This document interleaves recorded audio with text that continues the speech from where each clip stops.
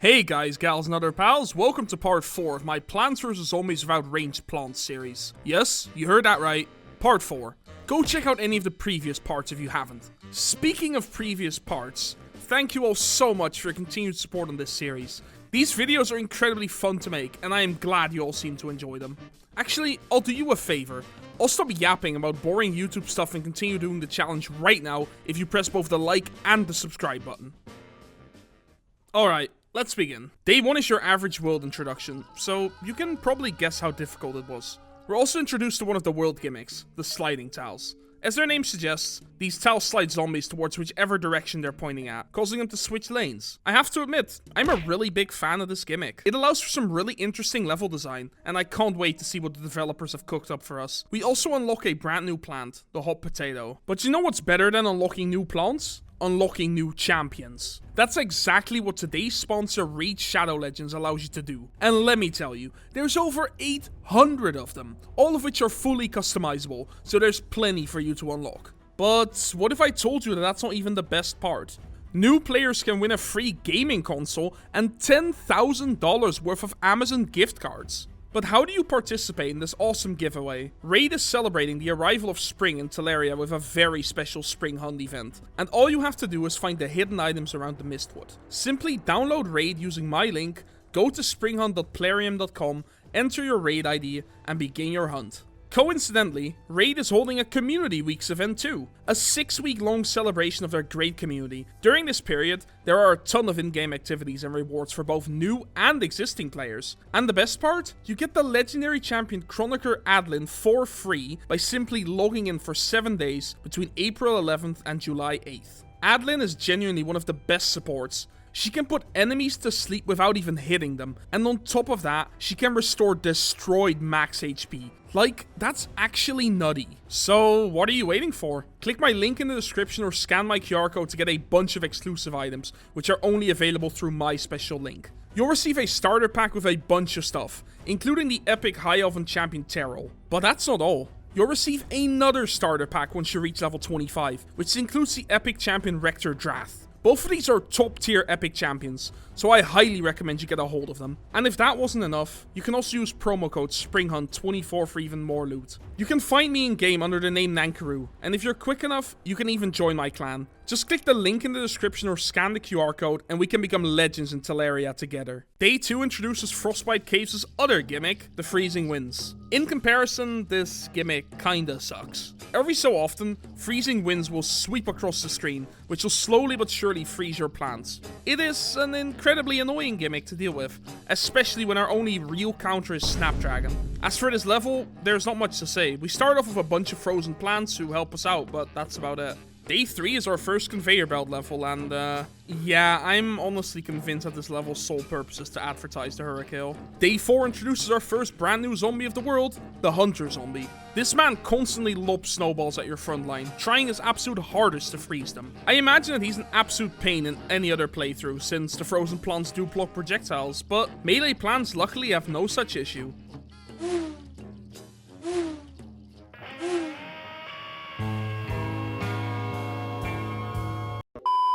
Also, why does the music in this world only start at the first wave? It's so incredibly ominous without it. I will admit though, this world might have my favorite music out of any world in this game. That kazoo just hits different. Day 5 is yet another conveyor belt level. It's a bit worrying how we've already had 2 conveyor belts in the span of 5 levels. I sure hope that this is not a sign for things to come. Day 6 is what I would consider to be the first somewhat difficult level in this world. At first glance, there doesn't seem to be anything wrong with this level. The zombies are the same as in level 4, the sliding tiles are quite beneficial, with the only caveat being that it starts me off with a bunch of randomly selected plants, which means that I can only bring 3 additional ones. The level started off easy enough, but as things seemed to be going well, it became rougher and rougher. The game decided to start spamming hunter zombies and bucketheads, which are awful combined with the freezing winds. I eventually got through the level, but it was incredibly difficult. And I have to admit, I had a pretty good time. Who knew that I would enjoy a good challenge?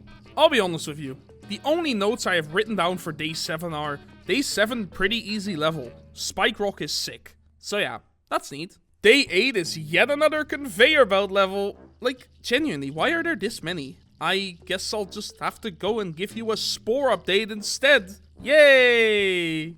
On our way to our species' new nest, we get absolutely destroyed by some random group that we'll never ever see again. Once we respawn, there's another group attacking our nest. Jeez, no need to spawn kill. We eventually make it out of there and befriend the Shree. We then watch a giant decimate the local troll population and eventually make it to our nest. We evolve and continue our peaceful journey. While trying to befriend the nearby nests, we get attacked by the Skitcheroo.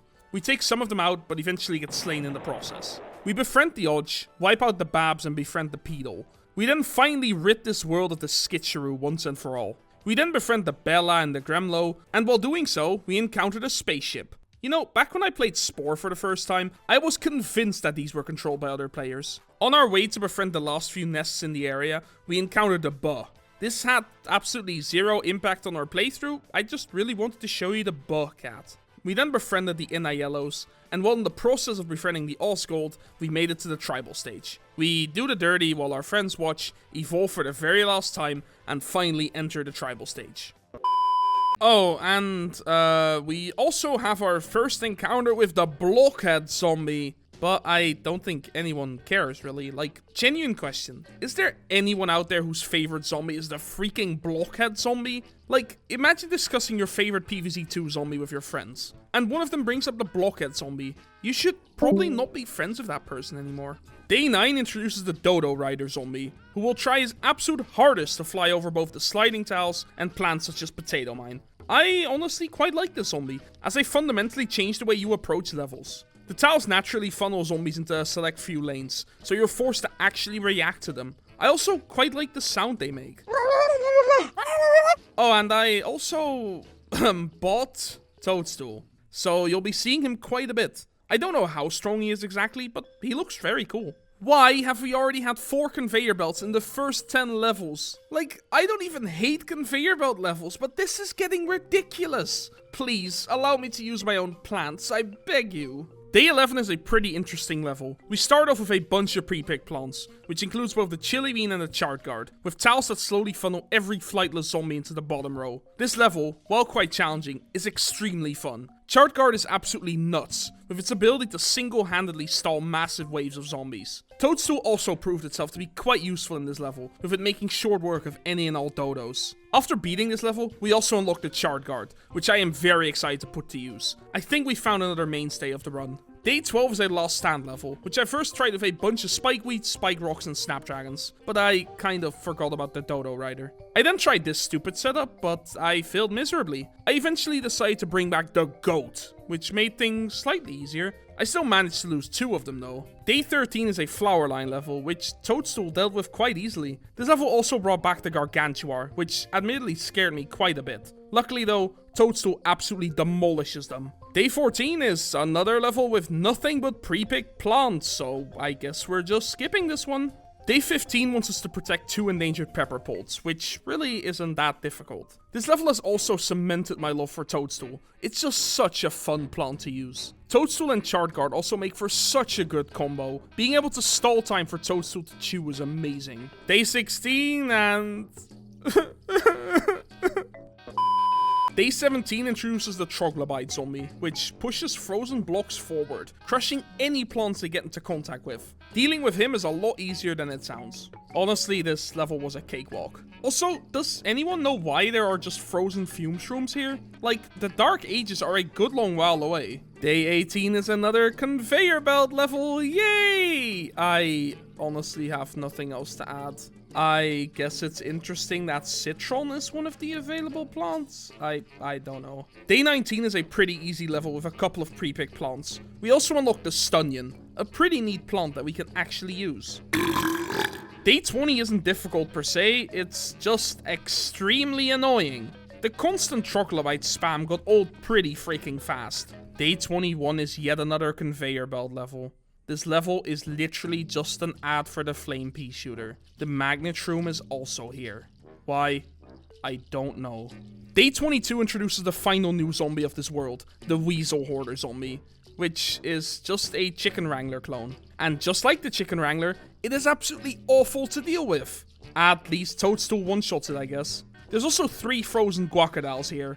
for some reason. Genuinely, why is this world so obsessed with plants that we're not even remotely close to unlocking? Day 23 wants us to protect 5 Chard Guards, which could have made for an interesting and difficult level if you couldn't simply replenish them. Regardless, this level was quite a bit of fun. I honestly just really like using Toadstool. Day 24 is a sun production level. I acquired Toadstool specifically for these types of levels, but it simply does not produce enough sun. So I eventually had to redo the level with twin sunflowers. Day 25 is... Jesus Christ, could you stop with these stupid conveyor levels? I just want to play the game. Also, Rutabaga is an awful plant, and you should feel bad for liking it. Day 26 isn't necessarily difficult, it's just extremely annoying. The constant zombie spam became old fast. It took me a few attempts, but I eventually got through it. Day 27 is a protection level with a rather interesting setup. The sliding tiles are set up in a way where every zombie is funneled towards the middle lanes, which is exactly where our endangered Rotobagas are. Sure, the Troglobite spam got old pretty fast, but the level felt pretty fair nonetheless. Things got quite intense when Gargantuars began showing up, but Toadstool made short work of them. But my god, those last 2 Gargantuar had me on the edge of my seat. Day 28 is another last stand level, which usually aren't that bad, but this one was super difficult. Granted, it is probably because I kept committing to extremely strange setups, but I eventually beat it with a bunch of Kiwi Beasts. Day 29 is the last level before Dr. Zombos, and it's a pre-picked plant level. I genuinely don't know who decided to put this level here, but whoever did so made a colossal mistake. This level is both piss easy and extremely fucking boring, as there's absolutely nothing interesting going on. It honestly just felt like another fire pea shooter ad. Day 30 is, as you probably know by now, a battle against Dr. Zombos. I normally don't cover these, but this is by far the worst Zombos fight I've done so far. There's absolutely nothing fun about it. He just kept spamming ice blocks, extending the fight for absolutely zero reason. God, what a stupid fight. And with the defeat of that monstrosity, we're done with Frostbite Caves. I'll be honest with you, I don't know how to feel about this world. On one hand, I had a ton of fun with how challenging this world got, but on the other hand, some of these levels were infuriating. It genuinely felt like they upped the zombie count by like 10. Also, I've got a question for y'all. Do you think that I should limit myself to how much I use Toadstool? Don't get me wrong, it's an extremely fun plant, but it just feels quite strong. Also, is there any other premium plant that you would recommend I get? There's quite a few cool ones that I've seen that I would love to use, such as the Snappy, the Parsnip, and the Chomper. Please, let me know your thoughts. But yeah, I hope you enjoyed the video, as I had an absolute blast making it. And if you did enjoy the video, I would appreciate it if you would consider liking, commenting, and subscribing, as it helps the channel out a ton. And if you, for whatever reason, hated the video, just go and do the opposite. Go and leave a dislike, unsubscribe, and go take a comment, I guess. However that works. Also, make sure to download Raid Shadow Legends using my link in the description or by scanning my QR code on screen. And thanks again Raid for sponsoring this video. Anyway, that's all the time I've got. I've got to get back to playing Pokemon Sword and Shield on my Nintendo Switch.